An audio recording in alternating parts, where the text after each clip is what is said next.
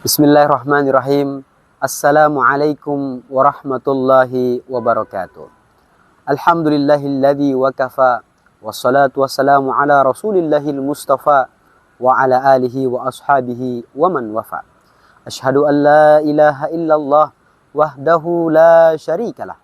Wa ashhadu anna Muhammadan abduhu wa rasuluh la nabiyya ba'da amma ba'd. Qala Allah Ta'ala fi kitabihil karim. A'udzu billahi minasy syaithanir rajim. Bismillahirrahmanirrahim. Wabtaghi fima ataakallahu ad-daral akhirah wa la tansa nasibaka minad dunya wa ahsin kama ahsanallahu ilaik. Shadaqallahul azim wa sadaqa rasulul habibunal karim. Hadirin dimanapun berada, pada kesempatan yang mubarakah ini izinkan saya untuk membawa sebuah tema ceramah dengan judul menanam harta di dunia dan menuai pahala di akhirat melalui keuangan syariah. Pada prinsipnya, harta merupakan ujian dari Allah Subhanahu wa Ta'ala, sehingga dalam konteks ini, Islam hadir untuk memberikan format tentang bagaimana harta itu kita dapatkan, kemudian kita belanjakan, sehingga kita bisa mendapatkan ridhonya Allah Subhanahu wa Ta'ala, bukan hanya di dunia, tapi juga di akhirat. Oleh sebab itu, hadirin sekalian, Islam merupakan agama yang aktif sekaligus juga produktif. Islam tidak membenci orang yang kaya. Islam juga tidak menganjurkan bahwa harus mencari akhirat seutuhnya. Karena kalau kita melihat Quran surah Al-Qasas ayat 77 tadi, telah jelas Allah Subhanahu wa Ta'ala berfirman kepada kita, "Wabtaghi fima ataakallahu ad-daral akhirah." Carilah pahala di negeri akhirat sebagaimana kami telah menganugerahkan kepadamu. Wala tansa nasibaka minad dunya, dan jangan lupa bagian duniamu juga.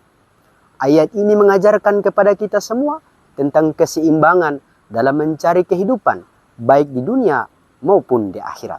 Di dalam keuangan syariah, telah jelas kita diajarkan tentang cara bagaimana kita memperoleh harta dan kemudian membelanjakan harta tersebut. Sehingga tentunya kita akan mendapatkan manfaatnya di dunia maupun di akhirat. Telah jelas di dalam Al-Quran, Allah Subhanahu wa Ta'ala mengajarkan kepada kita tentang harta yang kita miliki. Pada prinsipnya kita mempunyai tugas dan tanggung jawab untuk mengalokasikan harta yang kita punya. Kepada siapa? Tentunya kepada mereka yang membutuhkan. Sebagaimana dalam Al-Quran surah Al-Munafikun ayat 10, Allah Subhanahu wa Ta'ala berfirman kepada kita, "Wa anfiqu mimma razaqnakum min qabli an ya'tiya ahadakumul maut fayaqulu rabbi laula akhartani ila ajalin qarib fa'asaddaq wa akum minas salihin." Yang artinya, infakkanlah apa yang telah kami anugerahkan kepada kalian sebelum waktu kematian datang kepada salah seorang di antara kamu. Fayaqulu rabbi, lalu mereka berkata dalam keadaan yang menyesal, seandainya engkau menunda sedikit waktu kematianku, niscaya aku akan bersedekah dan aku termaksud orang-orang yang saleh.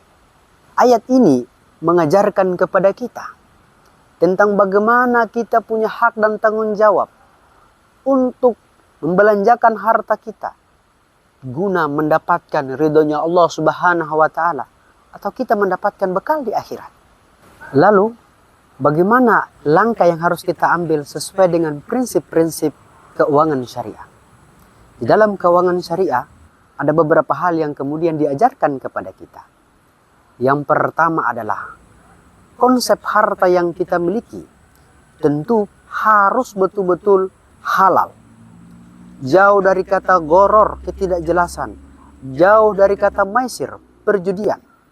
Sehingga kita betul-betul mendapatkan harta, bahkan mengelola harta, bisa mendapatkan ridhonya Allah Subhanahu wa Ta'ala.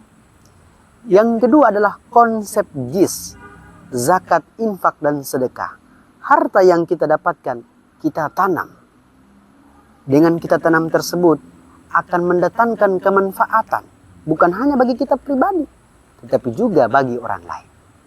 Dan yang ketiga adalah prinsip harta sesuai dengan keuangan syariah. Kita investasikan kepada hal-hal yang sifatnya produktif. Tentu jauh dari kata-kata yang tidak jelas, jauh dari hal-hal yang sifatnya haram. Sehingga harta yang kemudian kita investasikan bisa mendapatkan keuntungan dan juga keberkahan. Tentunya hal ini sangat bermanfaat bagi kehidupan kita, baik di dunia maupun di akhirat. Hadirin sekalian yang insya Allah dirahmati dan dimuliakan oleh Allah Subhanahu wa Ta'ala. Dalam sebuah riwayat, Rasulullah Sallallahu Alaihi Wasallam bersabda, tidak ada yang lebih baik bagi seorang mukmin kecuali harta yang dia dapatkan dengan cara yang halal, kemudian dimanfaatkan untuk kebaikan.